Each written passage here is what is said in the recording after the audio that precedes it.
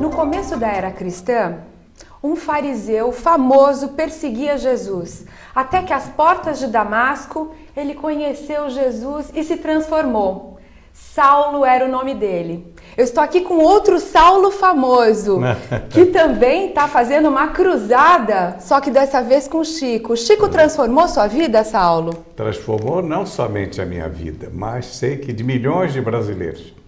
Transformou a vida de muitos deserdados, de muitos tristes e abandonados, transformou a vida de muitos encarcerados, de milhares e milhares de crianças abandonadas e esquecidas nos asilos e nas creches do país, transformou a vida de idosos e muitos milhões, milhares de idosos por este país que sentiu a dor do esquecimento, a dor do abandono, a dor do isolamento, da solidão, enfim. E quando todas essas pessoas, principalmente essas que acabo de enumerar, faltava, lá estava, com a mensagem de amor, de carinho, com o seu sorriso, com a sua simplicidade, com o seu abraço, o nosso Chico Xavier. Então, acho que essa minha missão, em nome de Chico Xavier, do seu trabalho dentro da doutrina espírita, é que está me dando todo esse entusiasmo, essa força.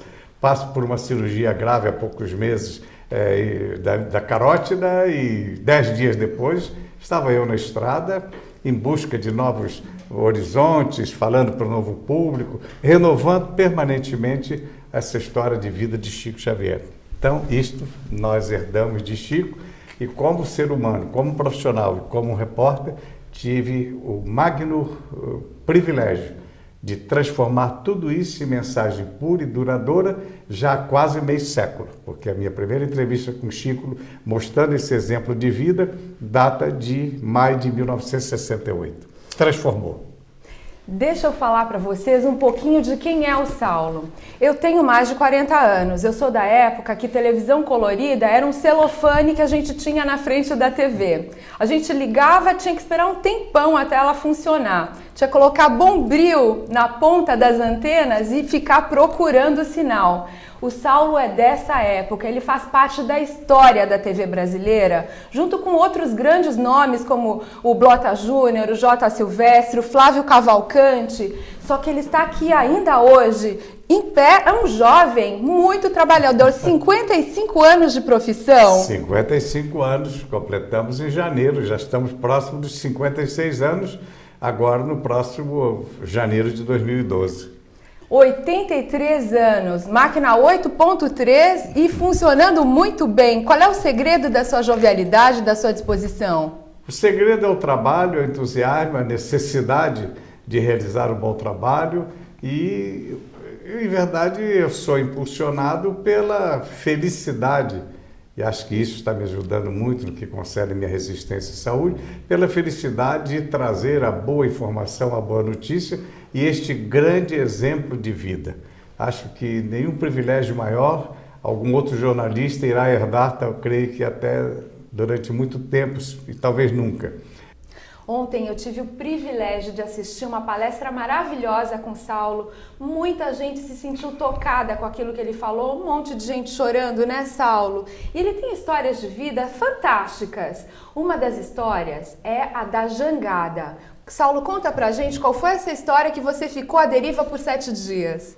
Aliás, o desfecho, vamos dizer, a minha recuperação física, 3 meses depois desta viagem, aparece exatamente quando pela primeira vez estou ao lado de Chico Xavier. Então eu vou sintetizar. Uma das coisas mais difíceis e mais raras no Brasil é o chamado rede de jangadas. Nós não tivemos assim tantos redes de jangada e a Federação Espírita aqui de nossa Santa Catarina tem aqui um legítimo representante na terra dos jangadeiros, que é o Edemar, que está aqui, o colega de comunicação.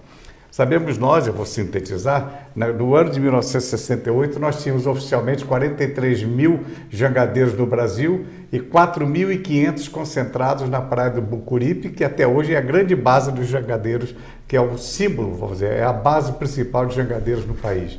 E esses homens saíram em busca, todo quem é do Nordeste sabe, sempre que um rede se desenvolve, e nós tivemos alguns grandes redes, o símbolo do Ceará, dos jangadeiros, chama-se Dragão do Mar, depois dele nós tivemos Jerônimo e alguns outros grandes nomes. Eu não estou aqui para contar a história toda da jangada, vou sintetizar.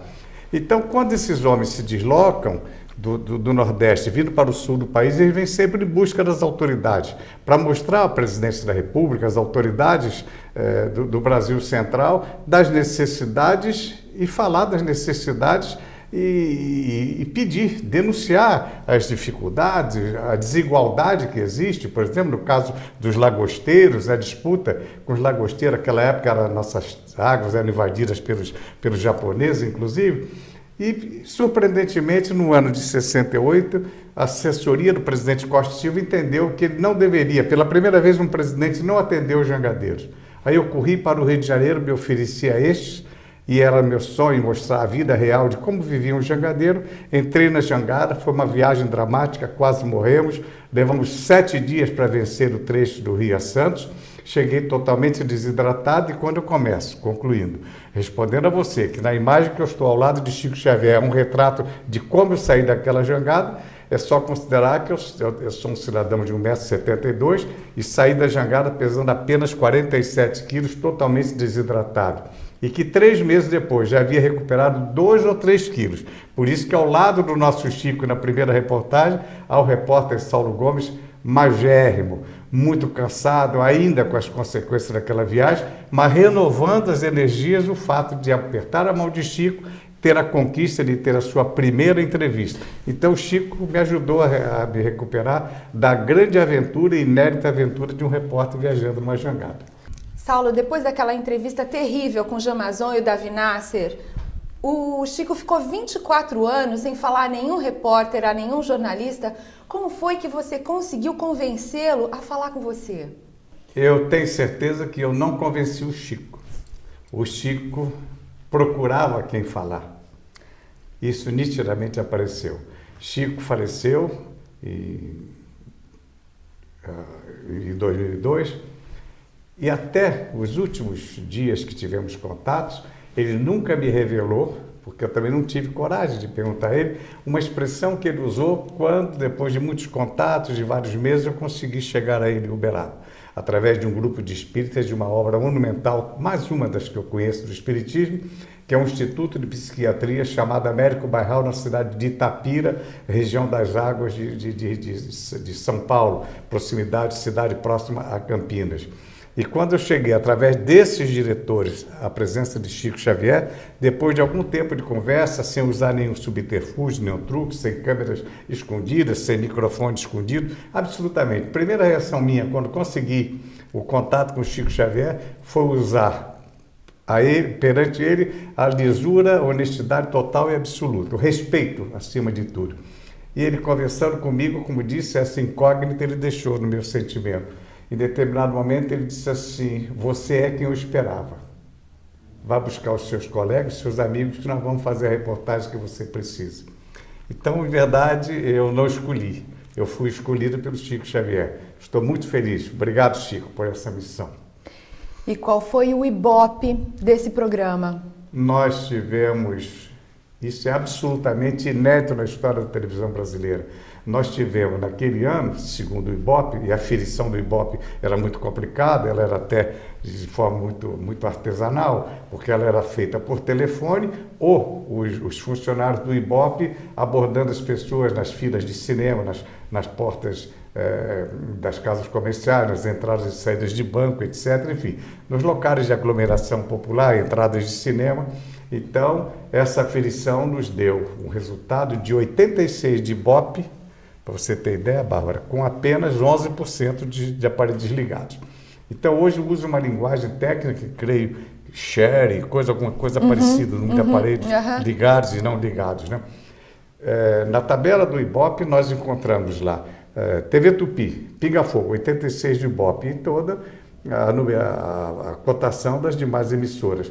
Nos últimos quadrinhos, o número de aparelhos desligados. Então, nós tivemos 86% de aparelhos desligados e apenas 11%, não, contrário. 86% de aparelhos ligados, de audiência, e apenas 11% de desligados. Hoje, quando a Globo se ufana, e é um direito dela e está certo, quando ela abre páginas de jornal fazendo publicidade dos 45, 50, 48 ou 52 de Ibope, pode procurar ver que sempre estamos entre 18% e 22% de aparelhos desligados. Por aí, em síntese, é o que muitos técnicos nos disseram na época. Foi considerado 100% de audiência. Concluindo, por quê? Um espetáculo único ocorreu logo depois dessa primeira entrevista, em 68, no Pinga Fogo de 71. Casas noturnas de São Paulo, barbearias que funcionavam à noite, são muitas. São Paulo tem mais de 5 milhões de pessoas que atuam durante toda a madrugada, entre meia-noite e 6 da manhã, nos mais diversos, isso é estatístico, nos mais diversos pontos de trabalho, de atividade, desde os hospitais até os taxistas, né? Passando pelos caminhoneiros, etc. Pessoas que estão acordadas trabalhando nos serviços de metrô e manutenção dos subterrâneos de São Paulo, etc. Essas casas noturnas, barbearias, casas comerciais na periferia de São Paulo, algumas interessantes, de pessoas e famílias históricas, lugares que tinham o seu armazenzinho, o seu armarinho, que ficava aberto sempre até mais tarde. Era o tempo que ainda, além dos supermercados, nós tínhamos muitos armazéns. As casas de espetáculos noturnos, com o intuito de atrair os seus clientes, público. Eles levaram televisores e essas pessoas, em lugares que deveriam ter 8, 10 pessoas, de repente soubemos que se acumularam 20, 30 pessoas para ficar vendo o Pinga Fogo com o Chico Xavier. E concluindo, isso aí provocou uma reação muito curiosa. Com a primeira hora de programa no ar, pessoas da periferia, da região de São Paulo, próximo ao bairro do Sumaré, onde estava se realizando ao vivo o programa com o Chico, começaram a chegar pessoas e por volta de meia-noite. Este programa deveria ter tido apenas 1h30, o primeiro teve 3h20, o segundo 4h10. Por volta de meia-noite, a Polícia Militar, acionada e a pedido, portanto, da Tupi, foi levada ao Alto do Sumaré para organizar o trânsito, por tal era o tumulto e tal era o número de pessoas que deixaram seus carros em posição inconveniente, ocupando qualquer lugar que encontrava nas proximidades da Tupi, na ânsia de chegar aos estúdios da Tupi e entrar para ver o Chico. Isso resultou, inclusive, no trabalho incomum, por volta de 3 horas da manhã, melhor dizendo, para conseguir tirar o Chico dos estúdios da Tupi e levá-lo para o repouso. Então, Saulo, são 2 grandes fatos inéditos, né? Primeiro, 100% das televisões estarem ligadas num mesmo programa. Acho que isso nunca aconteceu em lugar nenhum do mundo.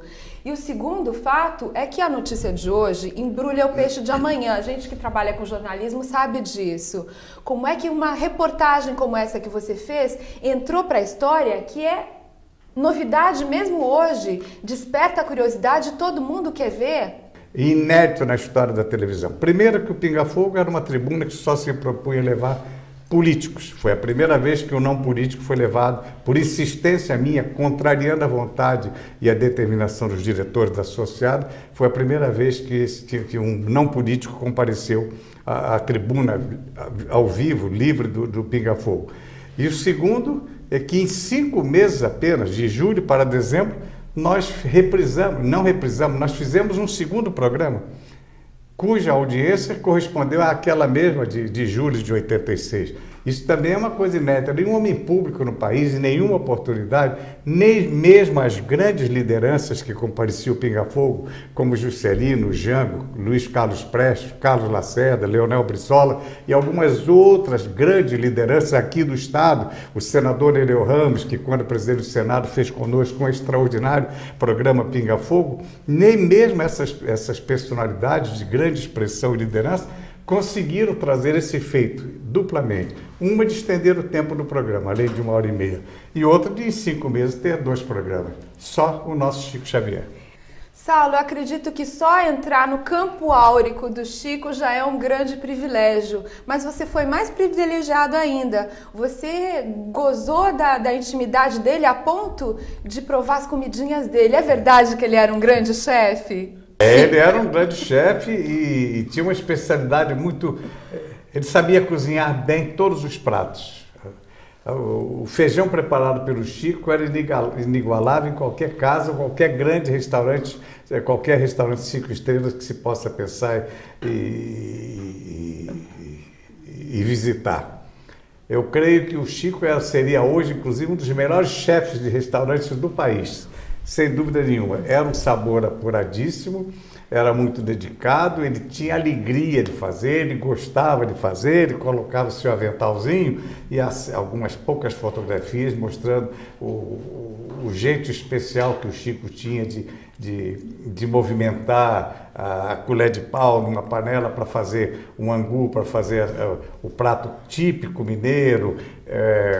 E ele não ficava só nos salgados, ele gostava muito também de ir para os doces. E nos doces, o doce mais famoso feito por Chico Xavier sempre foi o doce de abóbora. Oh! E tudo isso nós desfrutamos, e tudo isso nós conhecemos. E broa de milho. Broa de milho, o famoso pão de queijo, mas principalmente ele gostava muito de fazer, e fazia de uma forma também muito diferente, o famoso bolinho de fubá. Então, era típica cozinha mineira, mas ele conhecia todos os tipos de cozinha. Bom, o Saulo está fazendo uma grande viagem pelo Brasil com a esposa há 1 ano e meio para divulgar esse livro aqui, As Mães de Chico Xavier. Ele foi extraído dos bastidores do filme, é isso? A equipe, liderada pelo Luiz Eduardo Girão, com 2 extraordinários cineastas, o Glauber Filho e o Halder Gomes, eles e mais pessoas da equipe, um deles inclusive de nome Emanuel, que é um dos grandes diretores do filme, eles se reuniram durante alguns meses e analisaram, estudaram em profundidade 85 psicografias extraídas de um livro extraordinário de um grande espírita e jornalista pesquisador, Paulo Rossi, irmão da doutora Marlene Rossi. Cunhado, portanto, do grande líder político de esquerda e também espírita, que foi Freitas Nobre. Então, o Paulo Rossi, com a sua equipe, fez uma pesquisa, indo à residência e levantando elementos de história das famílias de 85 pessoas, de 85 mães que tiveram mensagens psicografadas.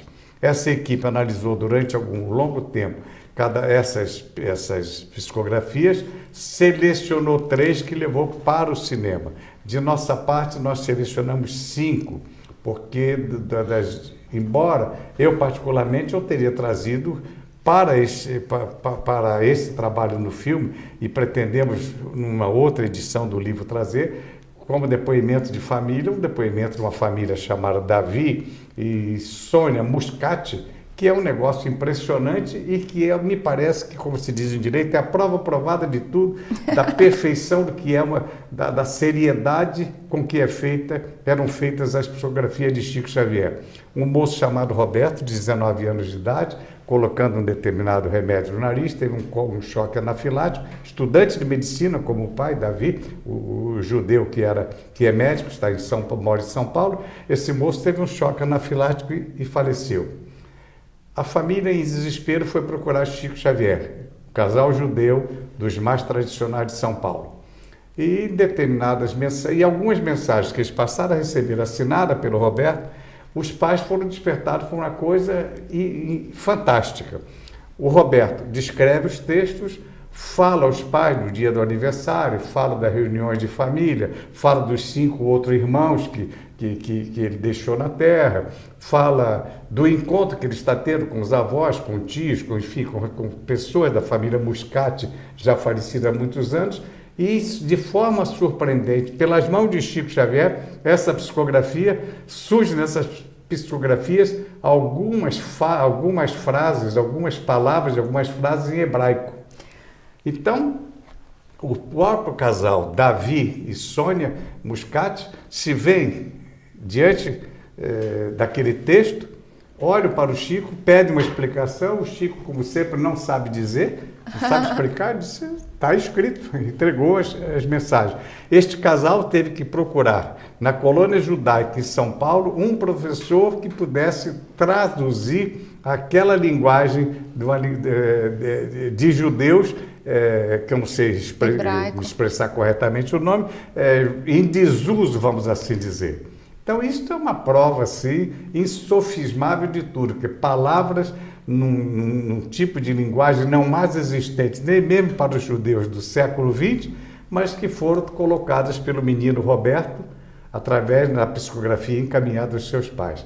Essa é uma das psicografias que merece um trabalho especial. Esta família lançou ano passado um livro contando e mostrando todos esses documentos, e numa reedição do nosso livro As Mães de Chico Xavier, nós vamos sugerir à nossa editora a inclusão também desse texto, que eu acho que é um trabalho a mais que deve ser adicionado, como se diz em direito, a prova provada da importância da psicografia. Saulo, qual é o conteúdo inédito desse livro, Pinga Fogo com Chico Xavier? O inédito é que, pela primeira vez, depois de muitos anos, porque o livro Pinga Fogo foi lançado oficialmente o ano passado, no dia 2 de abril, no instante que estava sendo lançado o Chico Xavier, o filme, essa extraordinária produção do Daniel Filho, que tem como carro-chefe, vamos assim dizer, a linguagem é dele, não é minha, que tem como fio condutor da história de Chico no filme, o programa Pinga Fogo. E o filme, como sabem, foi baseado numa psicografia de Marcel Sotomayor, uma das psicografias, e esta, no caso, feita por um jornalista, em 1994, com Chico Xavier. Então, o texto de Marcel Sotomayor, através da sua editora, serviu de base para o início do filme. Mas o Daniel dizia a todos que ele estava procurando um rumo por onde começar, o ateu Daniel Filho. E ele, de repente, encontrou o nosso DVD, produzido pela DVD Versátil, e essas imagens, essa história foram levadas para artistas, técnicos e diretores, que durante mais de um mês viram sucessivamente o programa Pinga Fogo. Por isso a reprodução, desde do logotipo Pinga Fogo até o cenário real da TV Tupi, e usando o invólucro principal de uma das câmeras originais que gravou o que serviu para mostrar o Pinga Fogo ao Brasil inteiro, essa reprodução do Pinga Fogo é que foi para o cinema, que levou o trabalho para o cinema. Até então, nós tivemos de duas grandes editoras espíritas, uma delas é a CEL, lá de São Paulo, a reprodução do Pinga Fogo, mas de forma muito incompleta, sem o nome dos entrevistadores, sem as perguntas, apenas uma insinuação do que havia sido perguntado e as respostas do Chico, por motivos que nós não temos a menor condição de comentar o porquê, era o critério natural respeitado da editora. Os textos, as próprias respostas do Chico foram muito reduzidas. Neste livro, lançado pela pela editora Intervidas, nós reproduzimos ipsilíteres, nós reproduzimos na íntegra todas as perguntas, até com os cacuetes e até alguns erros na maneira de dizer, porque o improviso nos conduz a isso. Sim. Mesmo os intelectuais, às vezes, têm os seus deslizes, naturalmente, na fala do português, que é sempre muito complicado. Então, nós tivemos o cuidado de mostrar nesse livro, Pinga Fogo, a história real, fidelíssima, com os dois programas na íntegra, pela primeira vez publicados no trabalho, de grande aceitação e entre os livros mais vendidos no Brasil. Se somar todos os filmes que foram lançados, o Mães, o Chico Xavier, o filme, Bezerra de Menezes, Nosso Lar, e agora o filme dos Espíritos que está em cartaz, dá quase 10 milhões de espectadores. Qual é a importância da divulgação do espiritismo através da sétima arte, através da internet, da televisão? Eu acho que o cinema serviu para reviver tudo isso que nós realizamos em 68, na primeira entrevista em 68, especialmente no Pinga Fogo. Eu tenho sempre nas minhas palestras, e gostaria de repetir aqui nessa transmissão dessa extraordinária organização, que é a nossa Federação Espírita de Santa Catarina, perpetuando na sua programação esse depoimento. Eu gostaria de deixar, inclusive, isso de forma assim, bem clara, né? Você me perguntou da importância da divulgação. Porque nós tivemos 4 grandes momentos da divulgação do Espiritismo, e até de forma negativa, que são as primeiras entrevistas que o Globo e o Povo do Ceará publicaram em 1935, reportagens assinadas lá de Pedro Leopoldo, de uma pesquisa de mais de 2 meses, de um falecido repórter, Clementino Alencar. Depois tivemos também mostrando o trabalho de Chico no Brasil inteiro, embora com as suas deformações e problemas que não cabe comentar no momento, que já foi amplamente divulgado, a triste e célebre reportagem Detetive do Além, de Davi Nasser Jamanzon, na revista O Cruzeiro, edição de 12 de agosto de 44, e na sequência, em 1968, eu surjo na casa de Chico Xavier, da forma como acabei de contar há poucos instantes, e realizo a primeira grande entrevista, ou seja, o terceiro grande momento da imprensa divulgando o trabalho e a obra de Chico Xavier em todo o Brasil. A partir daí, todos os grandes órgãos de imprensa passaram a procurar o Chico e entrevistá-lo, rádio, jornal, televisão, revistas, etc.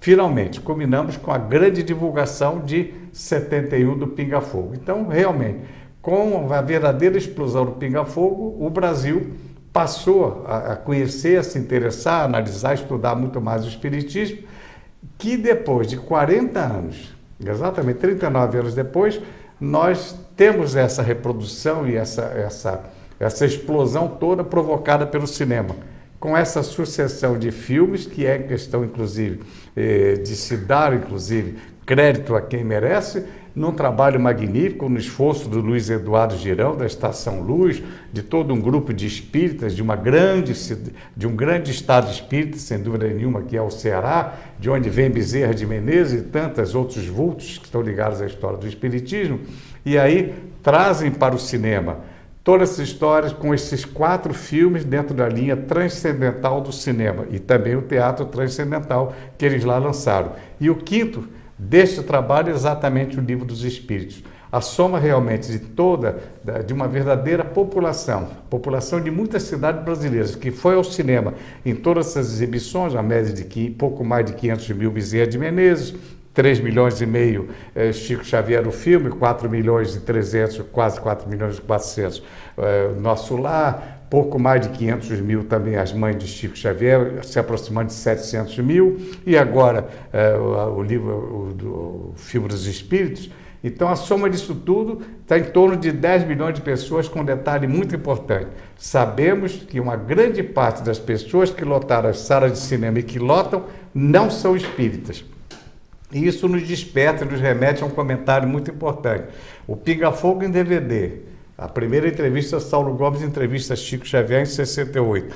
E agora As Mães de Chico, mais o livro Pinga Fogo, esses trabalhos têm sido distribuídos e vendidos em alta escala nas grandes livrarias, como nós temos hoje, inclusive, na livraria catarinense aqui em Santa Catarina, no shopping, aqui em Florianópolis, a Siciliana, depois absorvida pela Saraiva, a Nobel, enfim, as grandes queias, a Cultura, as grandes lojas La Selva, nos aeroportos do Rio, nos aeroportos do Brasil, colocando nas vitrines em destaque o nosso livro, Pinga Fogo e agora As Mães de Chico Xavier, com uma procura muito grande. Então, essa rede de lojas, de livrarias não espíritas, divulgando a mensagem, esse trabalho de Chico Xavier, nos dá mais de 50% de compra de livros por pessoas que não são espíritas, em torno de 53%.